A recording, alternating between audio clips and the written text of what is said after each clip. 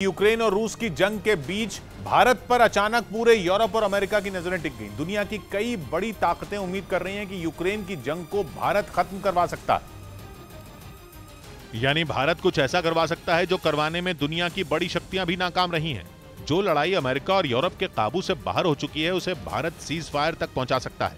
दावा यह है कि जर्मनी और फ्रांस जैसे देश इस वक्त भारत की तरफ उम्मीद की नजरों से देख रहे हैं।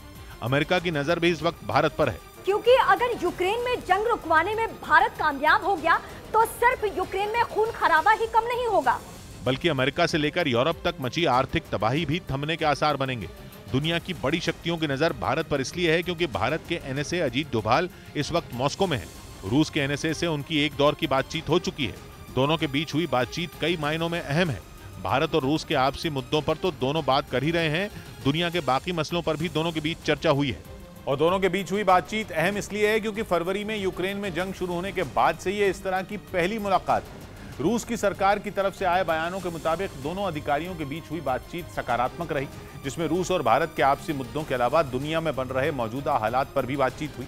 दोनों देशों ने सुरक्षा के क्षेत्र में मिलकर काम करने और एक दूसरे के साथ सहयोग और बढ़ाने पर भी चर्चा की। इसके अलावा दुनिया भर में पैदा हुए ऊर्जा के संकट को सुलझाने के अलावा यूक्रेन के हालात पर भी चर्चा होने की जानकारी सामने आई। हालांकि यूक्रेन तो भारत से फरवरी में ही मांग कर रहा था कि भारत अपने प्रभाव का इस्तेमाल करे और रूस को आगे बढ़ने से रोके। भारत में तैनात यूक्रेन के राजदूत ने उस वक्त भारत से भावुक अपील की थी। उन्होंने कहा था कि पुतिन दुनिया के किसी और नेता की बात सुने या न सुने, लेकिन भारत के प्रधानमंत्री की बात जरूर सुनेंगे। The status of Modi ji makes me hopeful that in case of his strong voice, Putin at least should think over. लेकिन इस बार यूक्रेन से ज्यादा उम्मीद अमेरिका लगाए बैठा है। खबर है कि पिछले कुछ महीनों में भारत और रूस के बीच हुआ व्यापार यूक्रेन को पसंद नहीं आया, लेकिन माना जा रहा है कि अमेरिका और यूरोप की शक्तियां इस बार यूक्रेन को समझाने में लगी हैं। ज़ेलेंस्की पर दबाव बनाया जा रहा है कि इस बार अगर समझौते के हालात बने तो किसी भी तरह जंग को रुकवाया जाए। माना जा रहा है कि डोभाल के दौरे का मकसद रूस को सीज फायर के लिए मनाना भी है। अगर भारत कामयाब हो गया तो दुनिया में भारत का कद कई गुना बढ़ जाएगा। पूरी दुनिया पर आई आर्थिक सुनामी को लहरों से बचाकर निकालने में भारत कामयाब हो सकता है। अमेरिका से भारत के रिश्ते तो मजबूत होंगे ही, यूरोप का हर देश भी भारत का दबदबा मानने लगेगा।